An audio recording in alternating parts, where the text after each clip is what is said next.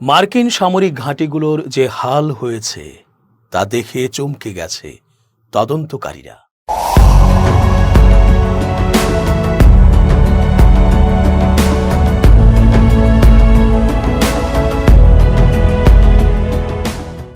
আসসালামু আলাইকুম দর্শক, কেমন আছেন? পুরো সংবাদ বিশ্লেষণ ও তথ্য পর্যালোচনায় বরাবরের মতোই আছি আমি এস জে রতন। ট্রাম্প সবসময় বলেন এবং বলেছেনও, ইরানকে ধসিয়ে দিয়েছেন তারা। ক্ষেপণাস্ত্র আর বোমা মেরে ইরানকে ধূলিসাৎ করেছেন। যুদ্ধে জয় এসেছে তাদের। ইরান চরমভাবে পরাজয় বরণ করেছে। এখন আর যুদ্ধের প্রয়োজন নেই। ঐতিহাসিক গুরুত্বপূর্ণ স্থাপনা, বেসরকারি বাড়িঘর, সরকারি দপ্তর, বিমানবন্দর, তেলক্ষেত্র সব স্থানে হামলা করে ইরানকে আরেক গাজায় রূপ দিয়েছে নাকি তারা। বিপরীতে ইরান ছেড়া তো দূরের কথা, একটা চুলও নাকি নড়াতে পারেনি। অথচ আন্তর্জাতিক নিউজ আউটলেটে তদন্ত সাপেক্ষে প্রতিবেদন সামনে এসেছে, সেখানে বিভীষিকাময় এক ধ্বংসযজ্ঞের বর্ণনা এসেছে লেখার প্রতিটি লাইনে। ইরানের চারপাশে থাকা মার্কিন সামরিক ঘাঁটিগুলো ইরানের হামলায় ছিন্ন ভিন্ন অবস্থা। কোনো কিছু আর চেনার উপায় নেই। ঘাঁটিগুলোর ক্ষয়ক্ষতি ইরান এমনভাবে করেছে যেন সুনিপুণরূপে তৈরি করা ম্যাপ দেখে মেপে বুঝে নিখুঁতভাবে হামলা করে সেগুলোকে ক্ষতিগ্রস্ত করা হয়েছে। ক্ষতির তীব্রতা দেখে রীতিমতো চমকে গেছেন তদন্তকারীরা। মধ্যপ্রাচ্যে অবস্থিত যুক্তরাষ্ট্রের অধিকাংশ সামরিক ঘাঁটি ইরানের হামলায় ক্ষতিগ্রস্ত হয়েছে। মার্কিন সংবাদ মাধ্যম সিএনএনের এক বিশেষ তদন্ত প্রতিবেদনে এই চাঞ্চল্যকর তথ্য উঠে এসেছে। স্যাটেলাইট ইমেজ এবং সামরিক বিশ্লেষকদের তথ্যের ভিত্তিতে সিএনএন জানিয়েছে, ইরানের ড্রোন ও ক্ষেপণাস্ত্র হামলায় মার্কিন প্রতিরক্ষা ব্যবস্থার গুরুত্বপূর্ণ অবকাঠামো, বিশেষ করে রাডার এবং যোগাযোগ ব্যবস্থা ব্যাপকভাবে ক্ষতিগ্রস্ত হয়েছে। প্রতিবেদনে বলা হয়েছে, পেন্টাগন শুরুতে ক্ষয়ক্ষতির পরিমাণ কম করে দেখালেও সিএনএনের অনুসন্ধানে দেখা গেছে 7টি দেশে ছড়িয়ে থাকা মার্কিন ঘাঁটিগুলো ইরানের লক্ষ্যবস্তুতে পরিণত হয়েছিল। এসব হামলায় কুয়েত, কাতার এবং সৌদি আরবে অবস্থিত কৌশলগত স্থাপনাগুলো মারাত্মক ক্ষতির সম্মুখীন হয়েছে। বিশ্লেষকরা মনে করছেন, ইরানের এই নিখুঁত হামলার সক্ষমতা মধ্যপ্রাচ্যে যুক্তরাষ্ট্রের দীর্ঘমেয়াদী সামরিক আধিপত্যকে চ্যালেঞ্জের মুখে ফেলেছে। সিএনএন আরও জানিয়েছে, চীন থেকে সংগৃহীত উন্নত স্যাটেলাইট প্রযুক্তির সহায়তায় ইরান অত্যন্ত সুনির্দিষ্টভাবে এই হামলাগুলো চালিয়েছে।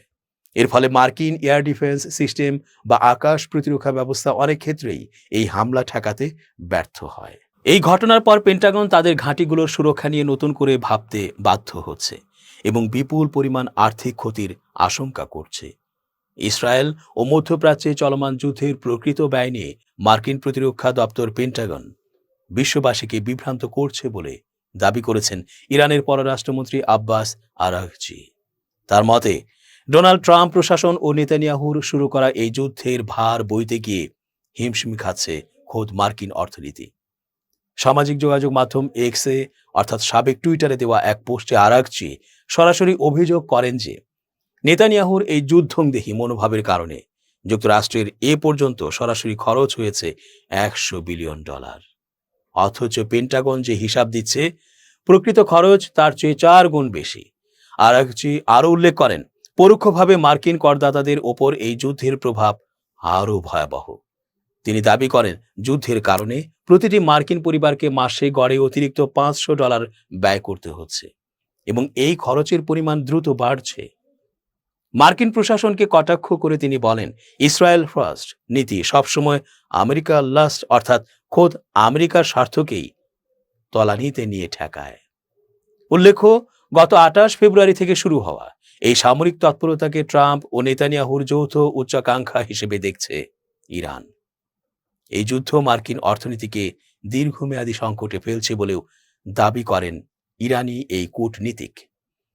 বিশ্ব পারমাণবিক মহাপ্রলয় একটি বাস্তব ঝুঁকিতে রয়েছে এবং যারা এটিকে উড়িয়ে দেন তারা হয় স্বপ্নদ্রষ্টা অথবা আহাম্মক।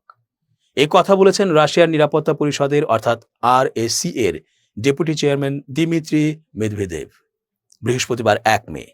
দেশটির নলেজ ফার্স্ট শিক্ষামূলক ম্যারাথনে মেদভেদেভ ইউরোপীয় ইউনিয়নের নেতৃত্বের তীব্র সমালোচনা করে বলেন, এটি এমন মূর্খদের দ্বারা পরিচালিত হচ্ছে যারা কয়েক দশকের রাজনৈতিক ও অর্থনৈতিক কাঠামো ভেঙে ফেলছে। পশ্চিমা বিশ্বের সঙ্গে রাশিয়ার সংঘাত অস্তিত্বের প্রশ্ন হিসেবে তুলে ধরে আরএসসির ডেপুটি চেয়ারম্যান বলেন, পশ্চিমা বিশ্বের সঙ্গে আমাদের বর্তমান সংঘাত একটি টিকে থাকার প্রশ্ন, অর্থাৎ এটি অস্তিত্বের প্রশ্ন। দুর্ভাগ্যবশত এরপর কি হবে সে বিষয়ে এই মুহূর্তে আমার কোনো ভ্রম নেই। বর্তমান বিশ্ব পারমাণবিক মহাপ্রলয়ের ঝুঁকিতে রয়েছে। এ কথা স্বীকার করে মেদভেদেভ বলেন, কঠোর ভাষা ব্যবহার করার জন্য এবং পারমাণবিক মহাপ্রলয়ের কথা বলার জন্য আমাকে প্রায়শই তিরস্কার করা হয়। দুর্ভাগ্যবশত এটি সত্যিই বাস্তব। যারা এটি উপলব্ধি করে না তারা হয় স্বপ্নদ্রষ্টা অথবা আহাম্মক। তবে আমরা এটি এড়াতে চাই। মেদভেদেভ রাশিয়ার সঙ্গে যুদ্ধ অনিবার্য ইউরোপীয় নেতাদের বারবার উচ্চারিত এই সতর্কবাণীকে নাকচ করে দেন। এটিকে একটি ভিত্তিহীন মন্ত্র বলে অভিহিত করে তিনি বলেন, আমি জানি না এটা কোথা থেকে এসেছে, কিন্তু এটা একটা আসল মন্ত্রের মতো, কারণ তারা প্রতিদিন এটা আওড়ায়। রুশরা অবশ্যই আমাদের উপর হামলা করবে। মেদভেদেভ জোর দিয়ে বলেছেন, ইউরোপের প্রতি মস্কোর কোনো আগ্রাসী পরিকল্পনা নেই। একই সাথে মনুষ্যবিহীন অত্যাধুনিক সমরাস্ত্র ব্যবস্থা সহ রাশিয়ার কৌশলগত সামরিক সক্ষমতার স্থিতিশীলতা নিশ্চিত করে তিনি সতর্ক করে দেন যে ইউরোপীয় দেশগুলোর ক্রমাগত সামরিকীকরণ এই মহাদেশকে একটি বিপজ্জনক পথে ঠেলে দেওয়ার ঝুঁকি তৈরি করছে। মেদভেদেভ উল্লেখ করেছেন, রাশিয়ার সংঘাত ইউক্রেনের বাইরেও বিস্তৃত এবং ডজন ডজন পশ্চিমা দেশ এর প্রত্যক্ষ অংশগ্রহণকারী। তিনি বলেন, বান্দরাইত ইউক্রেনি অর্থাৎ নাৎসি সহযোগিতা ও যুদ্ধকালীন নৃশংসতার সাথে যুক্ত আমাদের একমাত্র প্রতিপক্ষ নয়। এছাড়াও ডজন ডজন পশ্চিমা দেশ রয়েছে যারা আমাদের দেশের বিরুদ্ধে এই যুদ্ধে সরাসরি অংশ নিচ্ছে।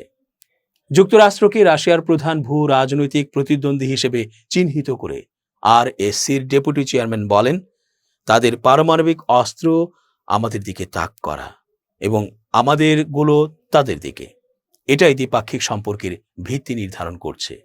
তিনি এও বলেন যে যুক্তরাষ্ট্র ও ইউরোপের মধ্যে উত্তেজনা এমন ফাটল প্রকাশ করছে যা শেষ পর্যন্ত মস্কোর জন্য সুবিধাজনক হতে পারে। মেদভেদেভ বর্তমান বৈশ্বিক পরিস্থিতিকে প্রথম ও দ্বিতীয় বিশ্বযুদ্ধের পূর্ববর্তী সময়ের সঙ্গে তুলনা করে সতর্ক করেছেন যে স্থানীয় সংঘাত প্রায়শই বৈশ্বিক সংঘাতের পূর্বসূরি হয়। তিনি মধ্যস্থতাকারী হিসেবে ওয়াশিংটনের বিশ্বাসযোগ্যতা নিয়েও প্রশ্ন তুলেছেন।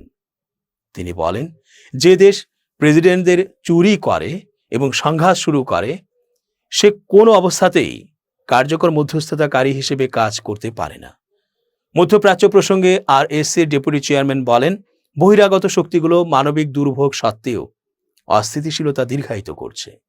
তিনি উপযুক্ত প্রমাণের অভাবে ইরানের পারমাণবিক উচ্চাকাঙ্ক্ষা সম্পর্কে মার্কিন দাবি প্রত্যাখ্যান করেন। তার মন্তব্য, ভূ রাজনৈতিক সংঘাত দর কষাকষির মাধ্যমে সমাধান করা যায় না। ইরানের সাথে চলমান উত্তেজনা ও যুদ্ধবিরতির পরিস্থিতির মধ্যে এক চাঞ্চল্যকর মন্তব্য করেছেন মার্কিন প্রেসিডেন্ট ডোনাল্ড ট্রাম্প। বৃহস্পতিবার সাংবাদিকদের সাথে আলাপকালে তিনি জানান, তেহরান বর্তমানে আমেরিকার সাথে একটি চুক্তিতে পৌঁছানোর জন্য মরিয়া হয়ে উঠেছে। এই পরিস্থিতিতে ইরানে পুনরায় বিমান হামলা চালানোর প্রয়োজনীয়তা নিয়ে তিনি সন্দেহ প্রকাশ করেছেন। সাংবাদিকরা ট্রাম্পের কাছে জানতে চেয়েছিলেন তিনি যুদ্ধবিরতি ভাঙতে চাচ্ছেন কিনা। জবাবে ট্রাম্প বলেন, আমি জানি না আমাদের এটি অর্থাৎ হামলা প্রয়োজন আছে কিনা। হতেও পারে, আবার নাও হতে পারে। তিনি দাবি করেন, ইসলামিক রিপাবলিকটি এখন যে কোনো মূল্যে একটি সমঝোতায় আসতে চায়। আলোচনা স্থগিত হয়ে আছে কিনা এমন প্রশ্নের জবাবে ট্রাম্প রহস্য বজায় রেখে বলেন, আমি এবং গুটি কয়েক মানুষ ছাড়া আর কেউ জানে না এই আলোচনার ভেতরের খবর কি। উল্লেখ্য, গত 28 ফেব্রুয়ারি ইরান অভিমুখে যুক্তরাষ্ট্র ও ইসরায়েলের ব্যাপক সামরিক অভিযানের পর গত 7 এপ্রিল 2 সপ্তাহের জন্য এক যুদ্ধবিরতি ঘোষণা করেছিলেন ট্রাম্প। ইরান সরকারের দেওয়া তথ্য মতে 40 দিনের এই যুদ্ধে যুক্তরাষ্ট্র ও ইসরায়েলি হামলায় অন্তত 3375 জন ইরানি প্রাণ হারিয়েছেন। গত 11 এপ্রিল ইসলামাবাদে দুই দেশের মধ্যে কয়েক দফা বৈঠক হলেও কোনো স্থায়ী সমঝোতায় পৌঁছানো সম্ভব হয়নি। গত 21 এপ্রিল ট্রাম্প তার সোশ্যাল মিডিয়া প্ল্যাটফর্ম ট্রুথ সোশ্যালে যুদ্ধবিরতির মেয়াদ বাড়ানোর ঘোষণা দিলেও ইরান তা মানতে নারাজ। ইরানের রাষ্ট্রীয় গণমাধ্যম জানিয়েছে তারা আমেরিকার একতরফা যুদ্ধবিরতি মানবে না এবং নিজেদের স্বার্থ অনুযায়ী পরবর্তী পদক্ষেপ নেবে। দর্শক, শেষ করছি আজকের মতো। এতক্ষণ ধৈর্য ধরে পুরো আয়োজনে থাকার জন্য অনেক ধন্যবাদ। শুভকামনা অহর্নিশ। changetv.press, এক ফোঁটা হলুদও নেই।